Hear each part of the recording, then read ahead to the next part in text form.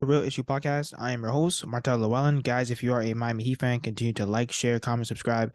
Thank you for all the support. If you're an NBA fan, subscribe to the channel, and thank you for all the support. So they asked Coach Spo on Duncan Robinson starting the next game, and Erik Spoelstra said, I'm not sure. We'll just have to see. I will say, I know that we started him last game, and it didn't really go our way. However, when we're placing Duncan Robinson in the starting lineup, it's to try and get buckets. It's to try and get our offense going. We all know that he is a huge defensive liability, but we paid him. That's something that we're going to have to go through. We knew that he was bad at defense. We knew he was terrible on defense, okay? We still gave him the money. The Miami Heat still gave him the bag, okay? And people were even blaming Coach Spo, saying that, he was really behind the whole Duncan Robinson agenda and he really believed in him in his game. Now, I will say no one would have ever expected the drop-off that Duncan Robinson has had. However, and I know that he got 2 quick fouls in game 2, and that's fine. Those are the things that we're going to have to get through to potentially get points on the board, to potentially stretch the floor. It's going to suck.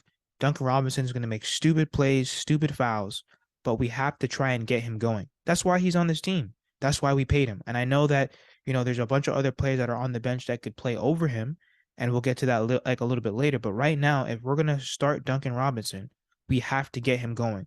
We have to set screens. We have to get him in the actions. We have to get him on the pick and roll, something. We have to get him going somewhere. I know that I was one of the biggest critics of Duncan Robinson, and I still am, because he hasn't improved his game. He hasn't hit the weights. You're telling me that you're in the NBA and all you're really known for is three-point shooting. You're not a complete basketball player. You can't take the ball to the rim. You can't take the ball off the dribble. You're not a good playmaker. Like you're not a good rebounder, nothing. So I'm very disappointed because he's been in the league now for a while and he has not improved his game. And it's weird because I'm surprised that the Miami Heat have not really, really developed him past his bubble year. I know that he got the bag, and I know that there's a lot of people saying, well, he got the money and then now he stopped playing. I wouldn't necessarily say that. He's not focusing on his weaknesses, and that is the weight room, because he needs to lift those weights to try and absorb contact on the defensive end. Also, to that, he can get to the rim.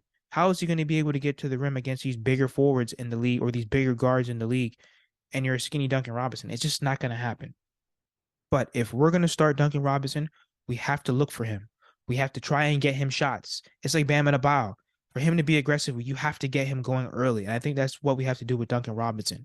Now, if he's drawing fouls, fouling people all over the place, then you sub him out. But while he's on the court, we have to try and look for him. We have to try and get the ball in his hands.